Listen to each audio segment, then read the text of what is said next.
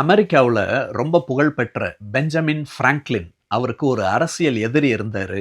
அந்த அரசியல் எதிரியை எப்படி எதிர்க்கிறது அப்படின்னு பிராங்க்ளின் ரொம்ப நாளா யோசிச்சுட்டு இருந்தாரு. உடனே பிராங்க்ளின் என்ன செஞ்சாரு அப்படின்னா, அந்த எதிரி கிட்ட போய் உங்ககிட்ட இருக்கக்கூடிய இந்த புக்கை எனக்கு படிக்க தருவீங்களா அப்படின்னு கேட்கிறாரு. அவரும் அந்த புக்கை கொடுக்கறாரு. பிராங்க்ளின் அந்த புக்கை வாங்கி படிச்சுட்டு சில நாட்கள் கழிச்சு அதை பத்திரமா அவர்கிட்ட அப்படியே ரிட்டர்ன் பண்ணிடுறாரு. பின்னால அவங்க ரெண்டு பேரும் ரொம்ப நெருங்கின ஃப்ரெண்ட்ஸாக மாறிட்டாங்க. இத சைக்காலஜில பென் பிராங்க்ளின் எஃபெக்ட் அப்படின்னு சொல்றாங்க. நாம எதிரின்னு யாரையாவது நினைக்கிறோம் அப்படின்னா, அவரை எதிரி எதிரி அப்படின்னு திரும்ப திரும்ப நினைச்சுக்கிட்டு இருந்தோம் அப்படின்னா, அவர் நமக்கு கடைசி வரைக்கும் எதிரியாகவே தான் இருப்பார். அவர்கிட்ட நாம ஏதாவது சின்னதா ஒரு ஹெல்ப், அவரால் முடியக்கூடிய ஒரு ஹெல்ப், அதை நாம கேட்கும் பொழுது நிச்சயமாக அதை அந்த நபர் செய்வாரு. அதை அந்த நபர் செய்யும் பொழுதே இவர் நம்ம மேல எந்த கோபமும் இல்லை, எந்த கோபமும் இல்லாததுனால தான் நம்ம கிட்ட இவர் ஒரு உதவி அப்படின்னு கேட்டாரு.